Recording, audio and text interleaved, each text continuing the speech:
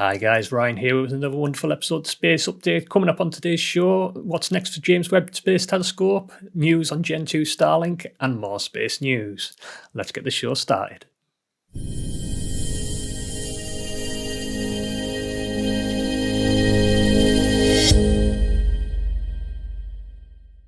So launch updates this week. We've got Virgin Orbit's Launcher 1 launching on Thursday the 13th today at 10 p.m, just a little bit later tonight. And that'll be launching Above the Clouds mission. And then looking ahead to Tuesday the 18th next week at 6 p.m. UTC UK time, we've got Astra launching their Rocket 3, another demo mission. So fingers crossed for them again for another successful flight. Now, first up, SpaceX has changed course on its plan to use Falcon 9 to launch the 30,000 satellites in the proposed second generation Starlink, and is instead focusing on their Starship vehicle. The decision follows the development of progress plans at SpaceX have exceeded its expectations and means it could start launching the Gen 2 system as early as March 2022. Starship missions are subject to the environmental review into SpaceX's launch facility at Boca Chica, Texas, with the FAA expected to complete around February 28th for all-important first launch with SpaceX. Whether this means phasing out the Falcon 9 over the next few years for missions will be interesting to see, but many launches booked for this year alone, as well as other few amazing Falcon Heavy launches that we're all excited to see.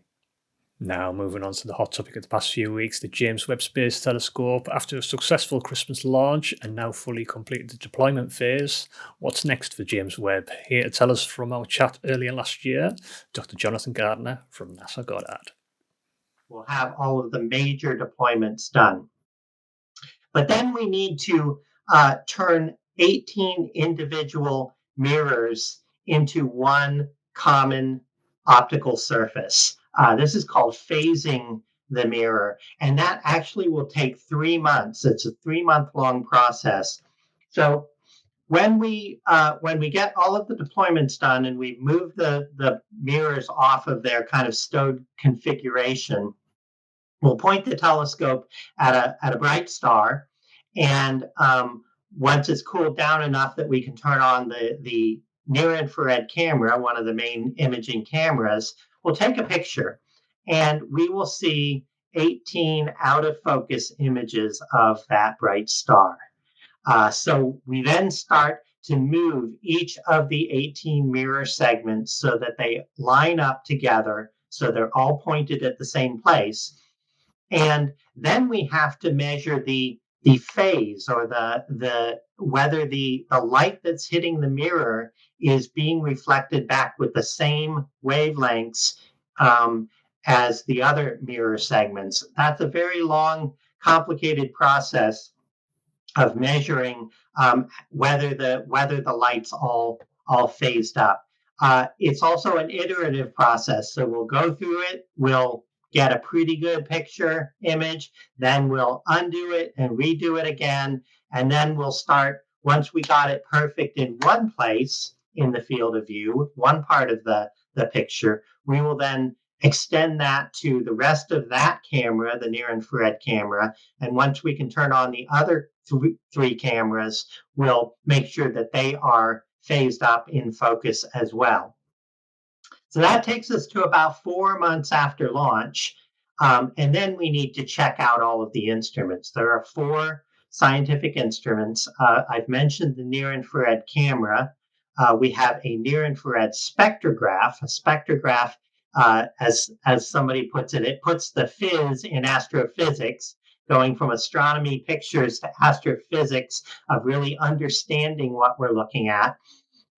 So the spectrograph breaks up the light, and you can see the components, the chemical elements that make up what you're looking at. It also allows us to measure velocities through the Doppler shift. So that's the near-infrared spectrograph, and that's actually a contribution from the European Space Agency. We also have the mid-infrared instrument, which is the longest wavelengths that Webb can see. That's a camera that does both imaging and spectroscopy, and will be very powerful at studying the formation of stars and planetary systems within our own galaxy. And then finally, the fourth instrument was provided by the Canadian Space Agency, and that's a specialized camera designed to study a particular kind of extrasolar planet or exoplanet, as well as doing some, uh, again, some specialized things with planetary dust disks and distant galaxies. So that's what's happening over the coming days and weeks with James Webb. Be sure to check out the full interview, which I'll leave a link down below for you. Next week, expect a little change in the show and the channel here on Total Space. Go like this video, go subscribe, and I'll catch you next week. Thanks for watching.